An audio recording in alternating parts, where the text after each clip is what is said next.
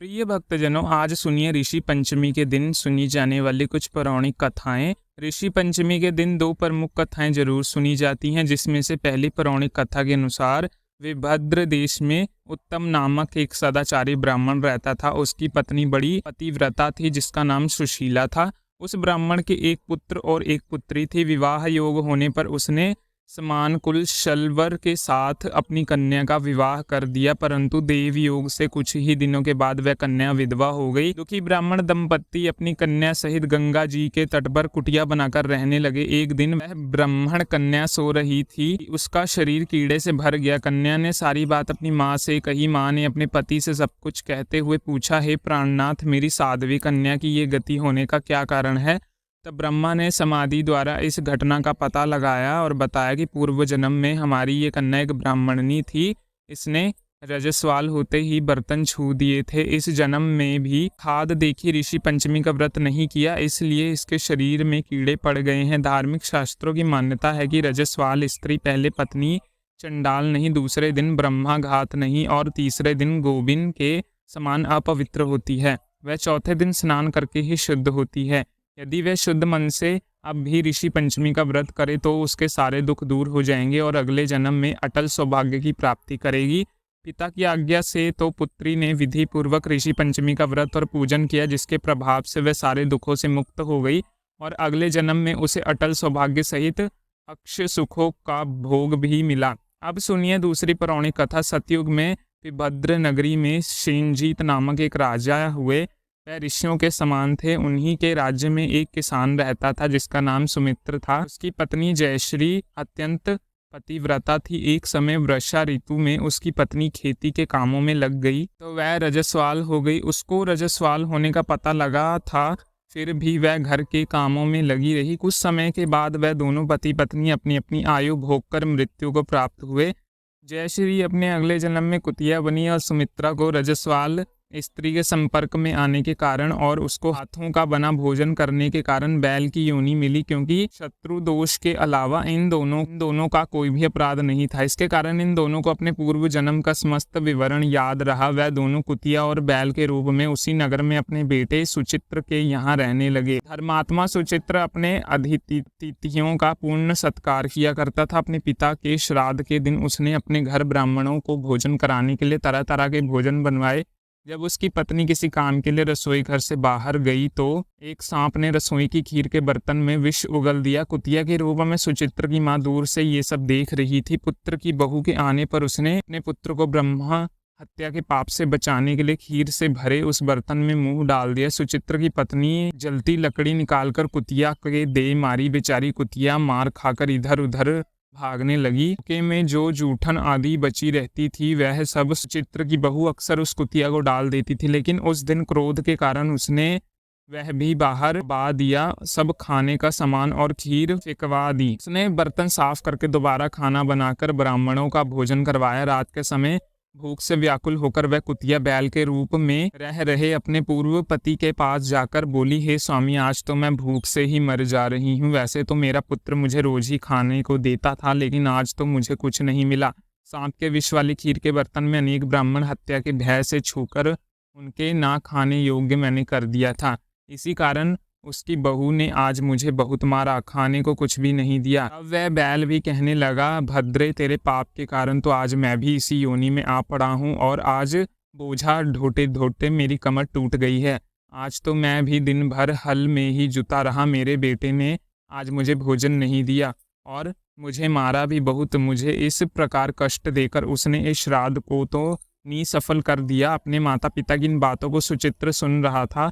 उसने उसी समय दोनों को भरपेट भोजन कराया। फिर उनके दुखी से होकर वह वन की ओर चला गया। वन में जाकर ऋषियों से पूछा कि मेरे माता पिता किन कर्मों के कारण इन नीच योनियों को प्राप्त हुए और अब किस प्रकार से उन्हें इन योनियों से मुक्ति मिल सकती है। तब ऋषिगण कहने लगे, तुम अपने माता पिता की मुक्ति के लिए अपनी पत्नी सहित ऋषि पंचमी का व्रत करो। उसका फल अपने माता पिता को दान में दे दो। भाद्रपद महीने के शुक्ल पक्ष की पंचमी को मुंह शुद्ध करके स्नान करके मध्याह्न में नदी के पवित्र जल में स्नान करना। नए साफ वस्त्र, स्वच्छ वस्त्र पहनकर अरुंधति सहित ऋषियों का पूजन करना। इतना सुनकर सुचित्रा अपने घर वापस लौट आया और अपनी पत्नी सहित विधि विधान से पूजा और व्रत किया है, उसके पुण्य से माता पिता दोनों पशु योनि से मुक्त हो गए। इसलिए जो भी महिला श्रद्धा पूर्वक ऋषि पंचमी का व्रत करती है वह समस्त संसारिक सुखों का भोग कर वैकुंठ लोक चली जाती है और उसे किसी प्रकार की अशुद्ध का दोष नहीं लगता। अब सुनिए महर्षि वशिष्ठ जी की पत्नी माता अरुंधति की कथा, क्योंकि आज ऋषि पंचमी के शुभ अवसर पर सप्त ऋषियों के साथ ही माता अरुंधति की पूजा भी करनी चाहिए और कथा का श्रवण भी करना चाहिए। कथा के अनुसार ब्राह्मण जी के दाहिने अंग से संयंभू मणि उत्पन्न हुए और उनके वाम भाग से शतरूपा, इन दोनों से मनुष्य की उत्पत्ति हुई। दोनों से 2 पुत्र प्रियवत और उत्तानपाद और 3 पुत्रियां जिनका नाम आकुति, देवहूति और प्रसूति हुई। आकरुचि प्रजापति और प्रस्तुति दक्ष प्रजापति से ब्याही गईं। देवभूति का ब्याह महर्षि कृदम से हुआ और इन दोनों की 10 संतानें हुई। इन 10 संतानों में अरुंधति थी एक पुत्री, एक पुत्र था जिसका नाम था कपिल और 9 पुत्रियां थीं जिसका नाम कला, अनुसया, श्रद्धा, हरभुगति, किरिया, खयाति, अरुंधति और शांति था। माता अरुंधति माता अनसुईया की ही छोटी बहन थीं और अपनी बहन की तरह महान सती थीं।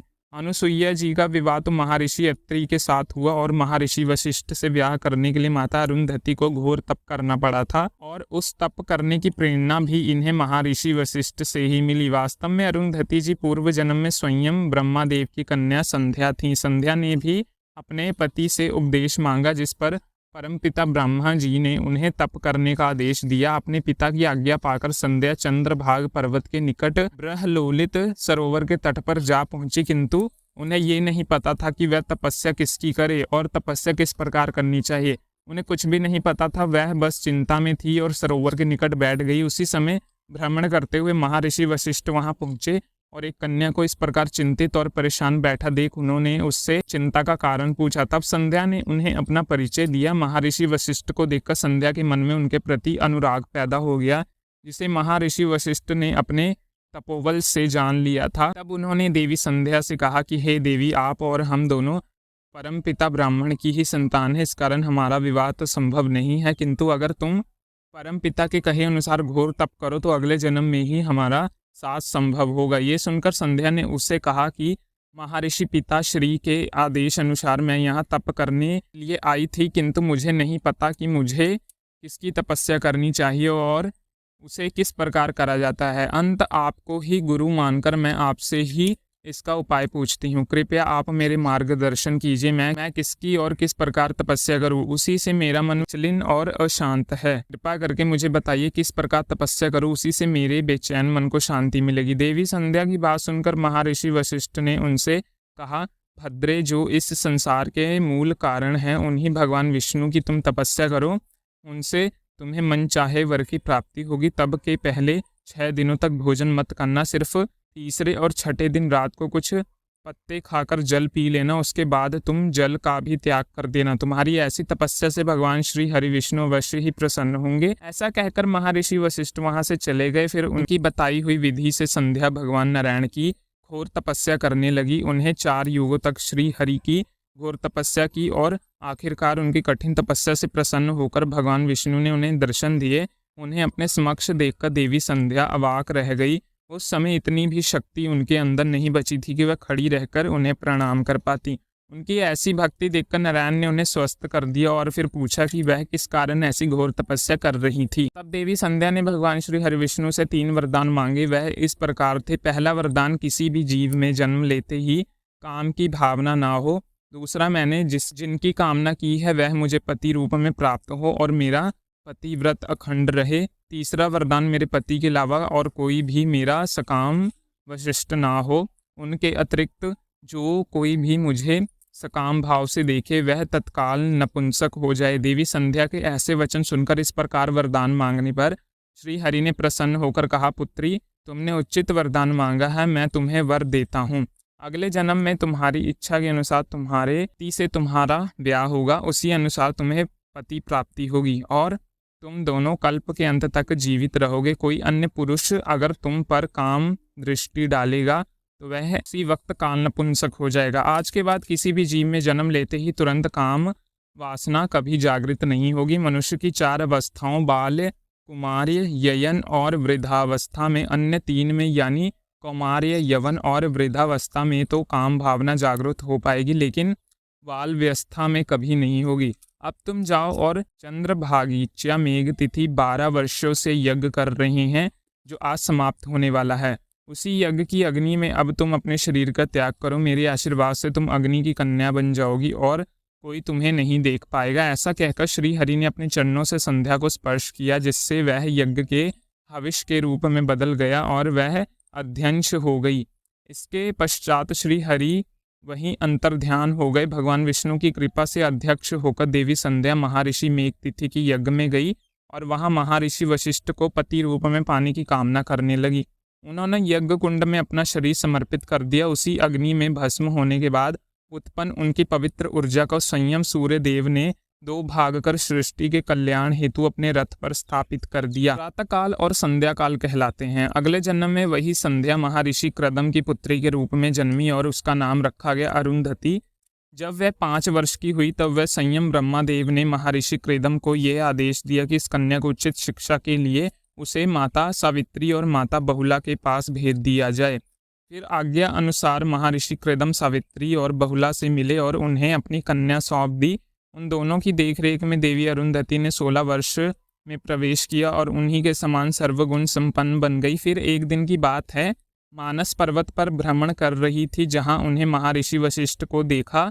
उन्हें देखकर वह अपने पूर्व जन्म की बात स्मरण हो गई और उन्हें महर्षि वशिष्ठ को मन ही मन अपना पति मान लिया। तब माता सावित्री को इस बात का पता चला। उन्होंने अरुंधति का पुण्य महर्षि क्रदम को सौंपा और उनका विवाह महर्षि वशिष्ठ से करने का सुझाव दिया। बाद में उनका विवाह महर्षि वशिष्ठ से हुआ और वह दोनों सुखी पूर्वक अपने आश्रम में रहने लगे। इन दोनों का स्थान सप्त ऋषि तारामंडल में बताया गया है। एक बार ब्रह्मा ऋषि वशिष्ठ अन्य सप्त ऋषियों के साथ 12 वर्ष के घोर तपस्या के लिए चले गए। उस समय में अरुंधति अकेली अपने आश्रम पर रही। देव योग से सप्त ऋषि के जाते ही भयानक अकाल पड़ा। 7 दिनों तक देवी अरुंधति के मुख में अन्न का एक दाना नहीं था। अब उन्होंने इस दौरान केवल वायु का सेवन करके भगवान शिव की आराधना आरंभ की ताकि उनका अंत हो जाए। तब उनकी परीक्षा लेने के लिए 21वें दिन स्वयं महादेव उनके आश्रम में एक वृद्ध के रूप में पधारे और उन्होंने देवी अरुंधति से खाने को कुछ मांगा। तब देवी अरुंधति ने क्षमा याचना करते हुए महादेव से कहा कि प्रभु, उनके पास तो खाने के लिए कुछ भी नहीं है। तब महादेव ने उन्हें कुछ वृद्धि के बीज दिए और पकाने को कहा। अरुंधति उसे पकाने बैठी और मैं काटने के लिए उन्होंने वृद्ध रूपी भगवान शंकर से धर्म कर्म की बातें आरंभ कर दी। तब शंकर जी उन्हें धर्म का वास्तविक रूप समझाने लगे।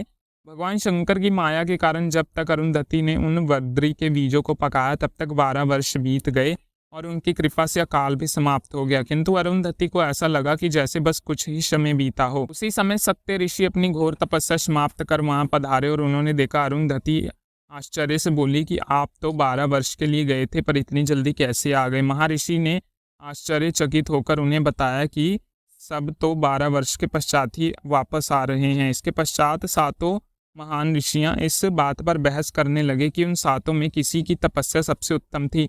जब कोई निर्णय नहीं हुआ तब देवी अरुंधति ने वृद्ध रूप महादेव से ही इसका निर्णय करने को कहा। महादेव ने देवी अरुंधति की भक्ति से प्रसन्न होकर सभी को दर्शन दिया और कहा, आप 7 ऋषियों की सम्मिलित तपस्या से भी एक अधिक कठोर व्रत देवी अरुंधति का है। मैंने तो ज्ञान अरुंधति को दिया, आप सभी ऋषियां उस ज्ञान को इनसे प्राप्त करें और जगत में इसका प्रचार करें। ऐसा कहकर महादेव वहीं अंतर्ध्यान हो गए। तब सप्त ऋषि देवी अरुंधति के तेज के समक्ष नमस्कार करते हुए और उनसे ज्ञान प्राप्त किया और देवी अरुंधति ने 12 वर्षों में महादेव से प्राप्त किया था वही ज्ञान आगे चलकर वेद और पुराणों की कथाओं के रूप में प्रसिद्ध हुआ, जिसका विस्तार जगत में सप्त ऋषि ने किया। माता अरुंधति से ही वार्तालाप करते हुए महर्षि वशिष्ठ ने राजर्षि विश्वामित्र को ब्रह्मा ऋषि विश्वामित्र कहकर पुकारा था और तारामंडल के बारे में हमारे वेदों में पुराणों में सहस्त्र वर्षों पहले लिख दिया जा चुका था।